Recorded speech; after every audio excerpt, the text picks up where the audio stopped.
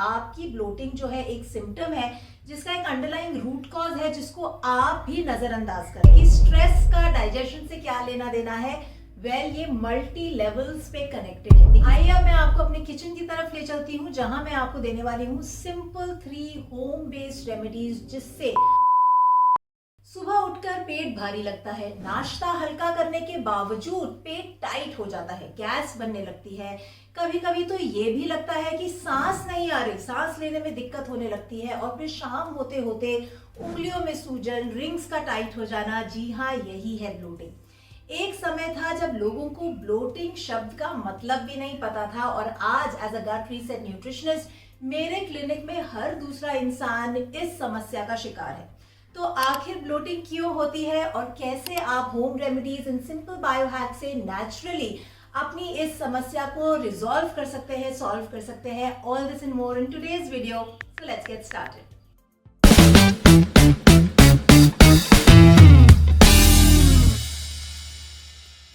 देखिए, आज के ज़माने में जहां डाइट ट्रेंड्स और क्विक फिक्सेस चल रहे हैं, लोग अक्सर ब्लोटिंग के लिए भी एसओएस रेमेडीज जैसे कि डिटॉक्स पानी P low, chia seed water P low या फिर अजवाइन की चाय पी लो पे रिलाई करते हैं।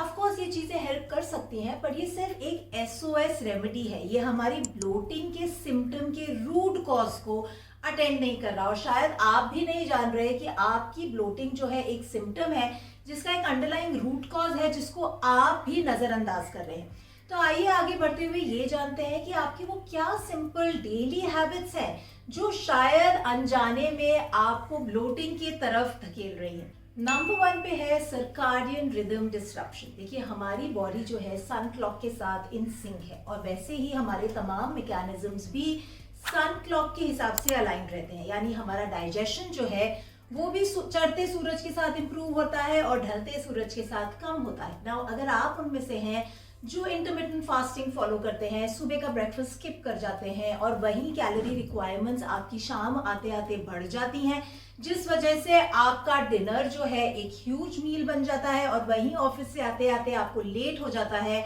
आपका dinner is a late night meal. तो जायज सी बात है कि इतना सारा खाना at that time body is not designed to digest, right.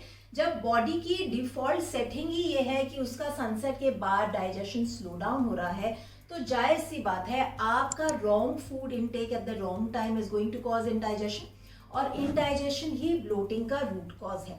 इसीलिए मेक श्योर दैट आप सन क्लॉक के हिसाब से अपने मील्स को अलाइन करें and aim towards having a lighter and earlier dinner ना। अगर आप अर्ली डिनर नहीं खा सकते क्योंकि जाहिर सी बात है आप ऑफिस से ही लेट आ रहे हैं, तो make sure that between 4 and 6 PM यानी शाम का जो आपका मिड इवनिंग स्नैक है उस स्नैक को आप एक होलसम मील बना सकते हैं। रोटी रोल, बनाना एंड नट्स या फिर थोड़े से अमाउंट ऑफ म्यूसली या सुबह का नाश्ता जैसे कि पोहा, उपमा, इडली, इस तरह का कोई भी आप एक स्नैक अपने साथ कैरी कर सकते हैं जो कि आप 4 to 6 के बीच में ऑफिस में खा सकते हैं, जिसके चलते आप देखेंगे कि आपके डिनर पोर्शंस जो हैं वो ड्रॉप कर जाते हैं। तो you will still be eating a little late घर पहुंच के, बट आपका पोर्शन साइज कम होगा तो ऑटोमेटिकली आपका इंडाइजेशन भी नहीं होगा। Number 2 is the time gaps between your meals. जी हाँ, जब बात समय की हो रही है तो ये समझना जरूरी है कि सिर्फ समय पे खाना नहीं है, आपके 2 मील्स के बीच में भी सही समय का टाइम गैप होना चाहिए। क्यों? क्योंकि अक्सर देखा जाता है कि लोग 2 से ढाई घंटे में कुछ कुछ खाने लगते हैं, मंचिंग स्नैकिंग चलती रहती है, क्योंकि ये बताया गया है फूड इंडस्ट्री के द्वारा कि अगर आप फ्रीक्वेंटली खाएंगे तो आपका मेटाबॉलिज्म बढ़ेगा।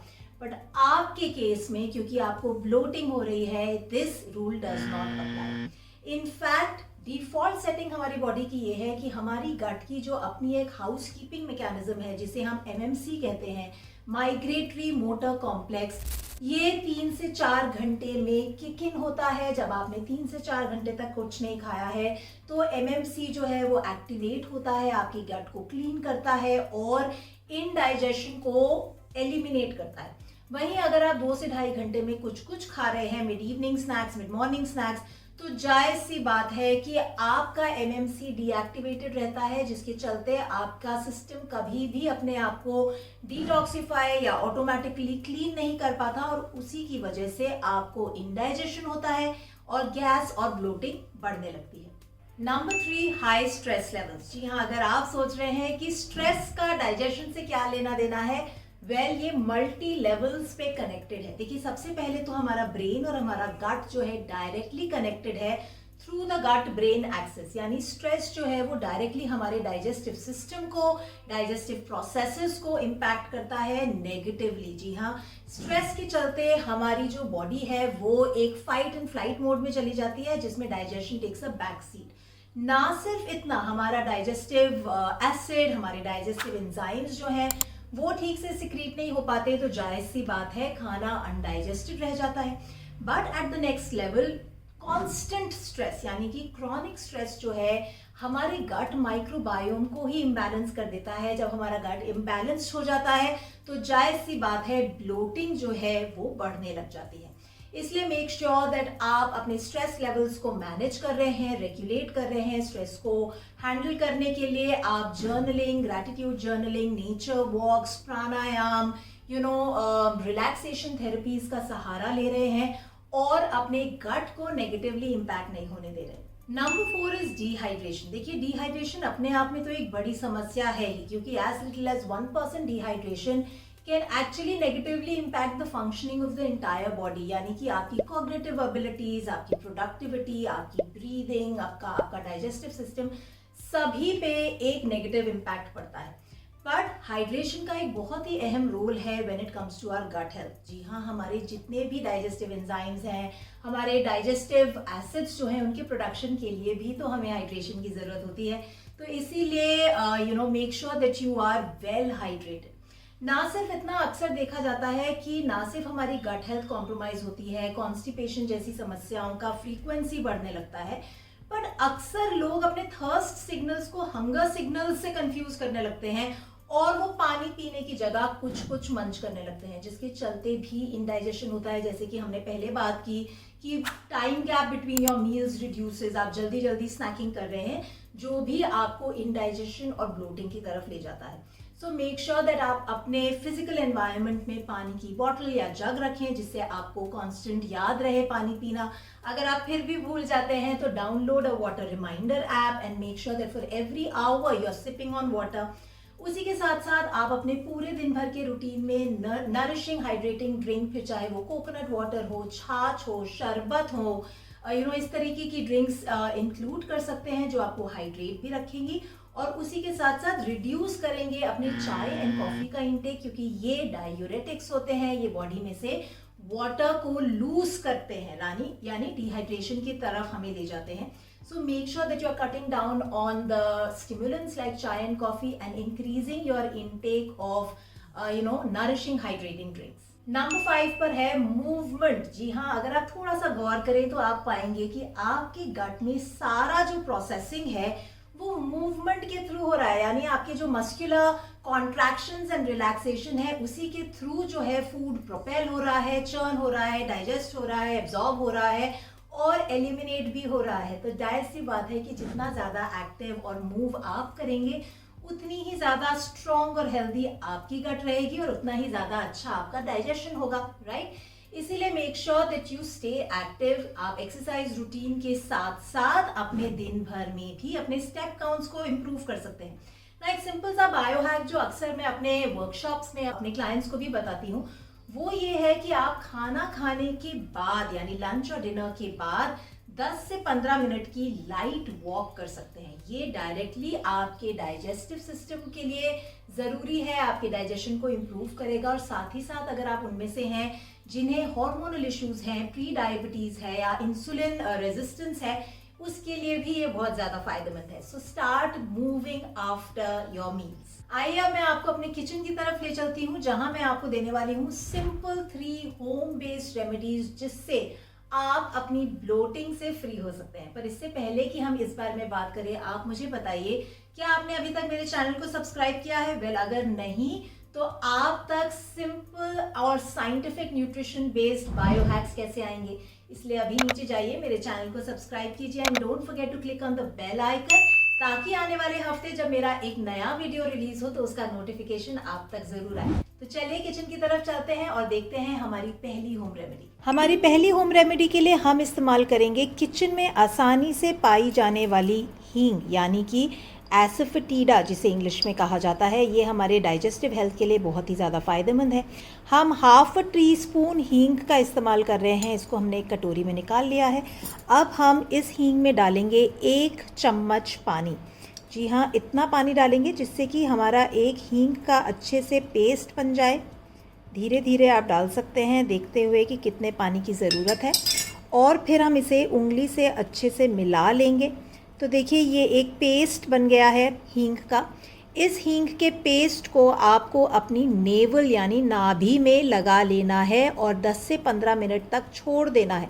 सो you have to apply this paste to your navel and let it be there for 10 to 15 minutes, जिसके बाद आप इसे नॉर्मल वेट क्लॉथ से पोंछ सकते हैं, धो सकते हैं।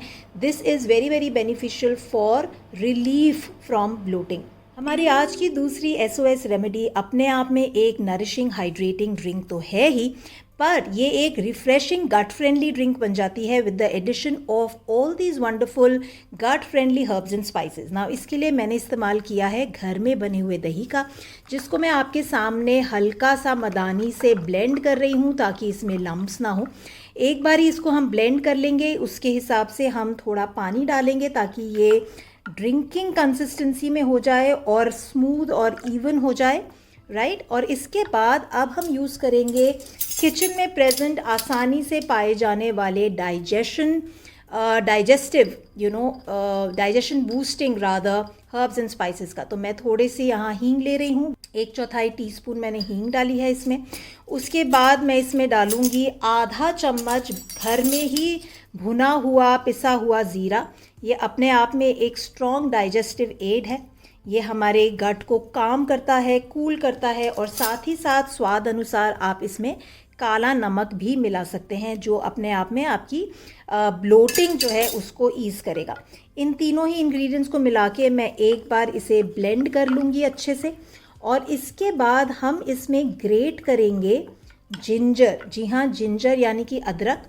ये अदरक का पीस थोड़ी सी ही मात्रा में हमें चाहिए, जो कि एक बहुत ही स्ट्रॉन्ग डाइजेस्टिव एड है, यानी कि हमारी पाचन क्रिया को, हमारे डाइजेशन को इम्प्रूव करता है, जिससे कि हमें ब्लोटिंग नहीं होती। तो यानी कि हम अपने डाइजेशन को स्ट्रॉन्ग बना रहे हैं।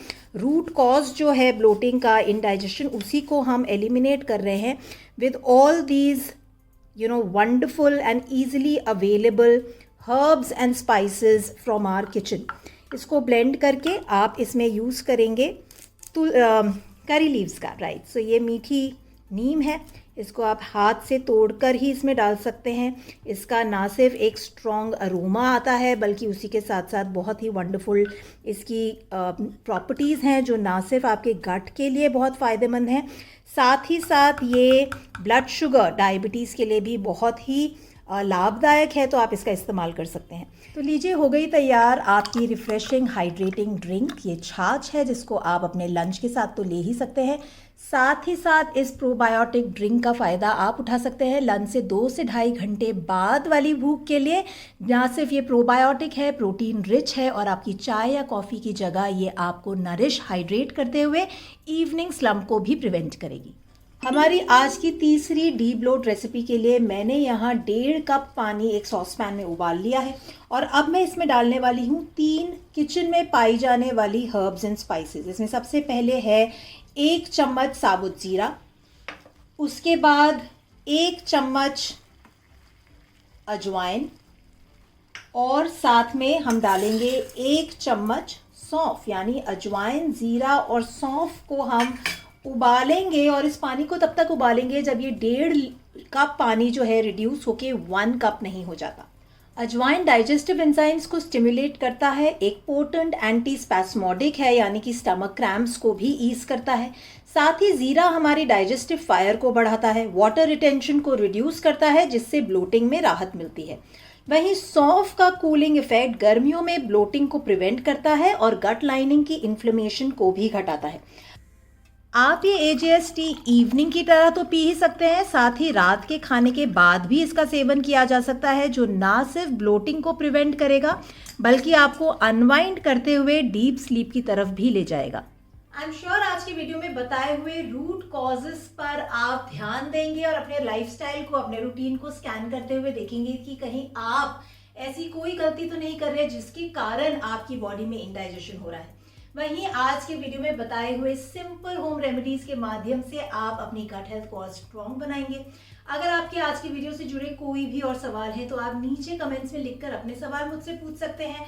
नीचे दिए हुए लिंक पर क्लिक कर आप और सिंपल गट बेस्ड बायो हैक्स की ई बुक को डाउनलोड कर सकते हैं। और अगर आपके फैमिली या फ्रेंड सर्कल में कोई भी ऐसा है जो गट हेल्थ से परेशान है, उन तक ये वीडियो पहुंचा सकते हैं बाय शेयरिंग टुडेज वीडियो।